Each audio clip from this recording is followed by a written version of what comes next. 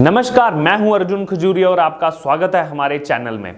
इस समय की आपको बड़ी खबर बता दें, राष्ट्रीय स्वयंसेवक संघ प्रमुख मोहन भागवत ने बढ़ती जनसंख्या को लेकर विपक्ष पर जोरदार हमला बोला है। दरअसल संघ प्रमुख ने बढ़ती जनसंख्या को लेकर जंगल के नियमों से तुलना की है। आरएसएस प्रमुख मोहन भागवत ने कहा कि जीवन का लक्ष्य जिंदा रहना नहीं होना चाहिए, क्योंकि आबादी बढ़ाने का काम और खाना वो जानवर भी खाते हैं, आबादी बढ़ाने का काम जानवर भी करते हैं। जिंदा वही रहेगा जो ताकतवर होगा, ये नियम जंगल का है। इंसान होने की सबसे बड़ी निशानी यही है कि दूसरों की रक्षा करनी चाहिए, दूसरों की रक्षा हमेशा हमारा कर्तव्य होना चाहिए। संघ प्रमुख ने इस ओर भी इशारा किया कि शक्तिशाली जब दूसरों की रक्षा करने लगे, इसी को मनुष्यता की निशानी कहा जाता है, इसी चीज को मनुष्यता की निशानी माना जाता है। संघ प्रमुख मोहन भागवत ने यह साफ कर दिया है कि सिर्फ जिंदा रहना ही जिंदगी का उद्देश्य नहीं होना चाहिए, लक्ष्य नहीं होना चाहिए, बल्कि मनुष्य की कई और जिम्मेदारियां भी होती हैं, उनका निर्वहन समय समय पर करना चाहिए। इस बारे में संघ प्रमुख मोहन भागवत का कहना है कि सिर्फ खाना और आबादी बढ़ाना, यह काम तो जानवर भी जंगल में रह करके करते हैं। दरअसल दीक्षांत समारोह में आरएसएस प्रमुख मोहन भागवत ने धर्म परिवर्तन का भी जिक्र किया और जनसंख्या पर भी बड़ा बयान संघ प्रमुख की तरफ से आया है।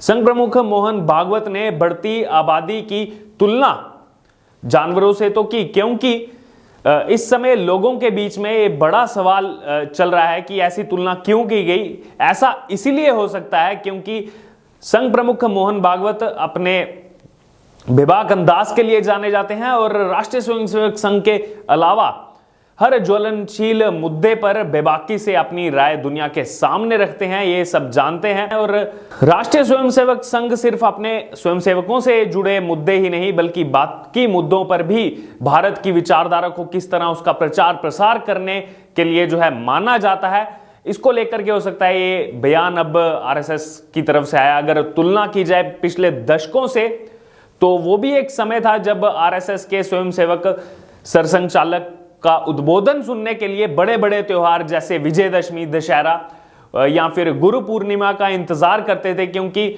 उस समय में ही आरएसएस के बड़े अधिकारियों की तरफ से भाषण दिए जाते थे, जिसको आने वाले पूरे साल के लिए स्वयंसेवकों के लिए उसमें दिशा निर्देश दिए जाते थे कि आगे किस तरह से आरएसएस रणनीति बनाते हुए काम करेगा। लेकिन अब पिछले कुछ सालों से बात की जाए तो इन ज्वलंत मुद्दों पर भी संघ की तरफ से आधिकारिक बयान आने लगे हैं, या फिर खुद आरएसएस प्रमुख इन मुद्दों पर अपनी राय दुनिया के सामने रखते हैं, देश के सामने रखते हैं। संघ प्रमुख की तरफ से जनसंख्या पर ये जो बातें बोली गई हैं, तो इसके मायने भी हमें यहां पर समझने होंगे, क्योंकि संघ का इतिहास रहा है कि हमेशा से सांकेतिक भाषा के जरिए ही, सांकेतिक बोली के जरिए ही अपने जो उनके देश भर में स्वयंसेवक हैं, दुनिया में स्वयंसेवक फैले हुए हैं, उन तक अपनी बात पहुंचाते हैं। इस समारोह में संघ प्रमुख ने एक महत्वपूर्ण मुद्दा और भी उठाया है, जो धर्म परिवर्तन का है। धर्म परिवर्तन को रोकने पर जोर देते हुए संघ प्रमुख ने कहा कि लोगों को उनके जन्म से जो है अलग नहीं करना चाहिए। इस कार्यक्रम में पिछड़े वर्ग और दलित समुदाय से भी कई सारे साधु संत शामिल हुए, पहुंचे थे। उनके संगठन द्वारा भी जारी एक अभियान में आरएसएस प्रमुख के हवाले से यह कहा गया कि धर्म परिवर्तन अलगाववाद की तरफ ले जाता है। धर्मांतरण जो है व्यक्ति को उनकी जड़ों से अलग करता है, इसलिए हमें धर्म परिवर्तन को रोकने की कोशिश करनी चाहिए। तो इस समय की यह बड़ी खबर है कि धर्म परिवर्तन, जिस पर लेकर बेबाकी से आरएसएस हमेशा से आगे आता रहा है, उस पर भी अब हमला बोला है आरएसएस ने। आगे बोलते हुए उन्होंने कहा कि अगर आपकी भाषा अलग है तो भी विवाद है, अगर आपका धर्म अलग है तो भी एक विवाद है, अगर देश दूसरा है तो भी ये विवाद है।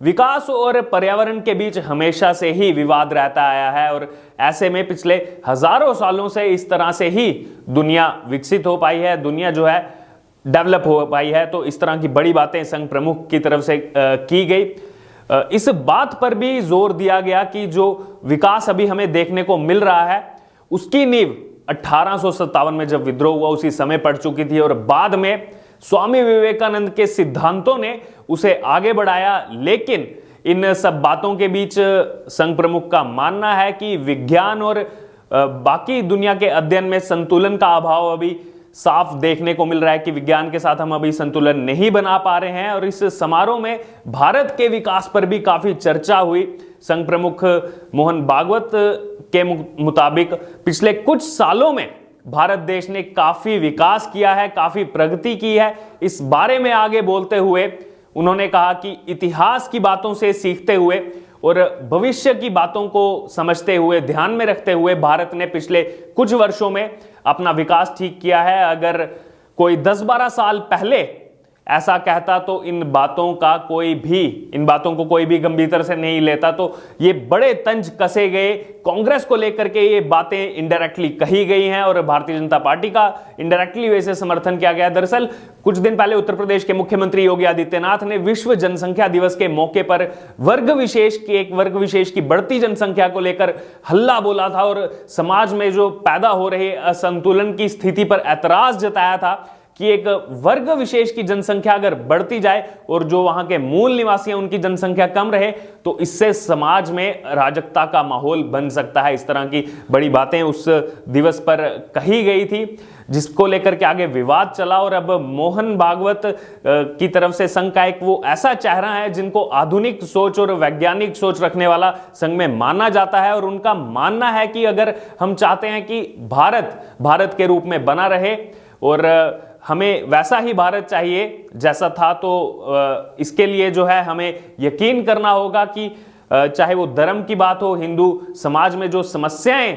अभी हैं, छुआछूत की हो या फिर गैर बराबरी की हो, वो सिर्फ मन के अंदर जो है उनसे हमको हटाना होगा। हमारे दिमाग में मौजूद इन समस्याओं का हल करने में वक्त लगा है। इस मुद्दे का समाधान जो है जानने की जरूरत है। निश्चित रूप से एक ना एक दिन ये सब चीजें जो हैं वो काम करेंगी और हमें जो है धैर्य रखना होगा। ये सब जो भी मुद्दे हैं ये सब एक दिन जरूर जो है वो सही होंगे। दरअसल मुख्यमंत्री योगी आदित्यनाथ के इन बयानों का कुछ कट्टरपंथी और समुदाय विशेष के नेताओं ने ऐतराज जताया था। इसी मुद्दे पर संघ प्रमुख मोहन भागवत ने अब जोरदार प्रहार किया है।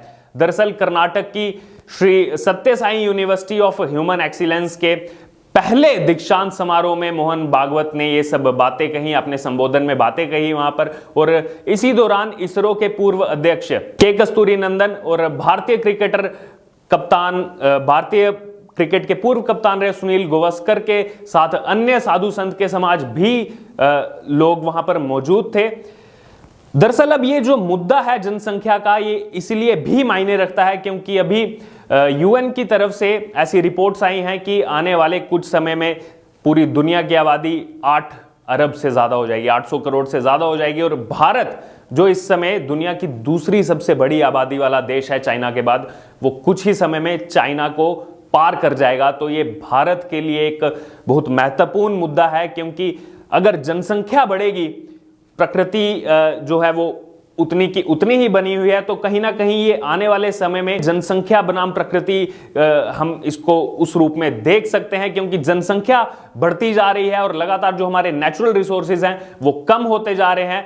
अगर बात की जाए भारत की, तो भारत में भी इस समय जनसंख्या बहुत तेजी से बढ़ रही है और उसी को लेकर के अलग अलग राज्यों में, चाहे बात हो उत्तर प्रदेश की या फिर नागालैंड की, वहां की सरकारों की तरफ से ये बातें उठ करके आ रही हैं कि अब इस पर कोई पॉपुलेशन कंट्रोल बिल लाना बहुत जरूरी हो चुका है। दरअसल उत्तर प्रदेश ने पिछले साल इस पर कुछ काम भी किया था और इसको लेकर के रिपोर्ट भी सौंपी गई है, उत्तर प्रदेश सरकार के पास है। लेकिन कितनी जल्दी इस पॉपुलेशन कंट्रोल बिल को जो है लागू किया जाएगा, उसको पारित किया जाएगा और उसके बाद उसमें क्या क्या चीजें हैं वो खुल करके सामने आएंगी। जैसे उस रिपोर्ट में कहा गया था कि जिनके 2 से ज्यादा बच्चे हैं उनको थोड़े सरकारी लाभ कम दिए जाए, सरकारी नौकरी में कम उनको लाभ दिया जाए, विधायक और सांसदी का चुनाव उनको नहीं लड़ने दिया जाए। इस तरह की बातें उस रिपोर्ट में थी और लगभग 9000 लोगों की, आम लोगों की भी उसमें राय ली गई थी, जिसमें उनके द्वारा ये सब मुद्दे रखे गए थे। और ऐसा भी उसमें लिखा था कि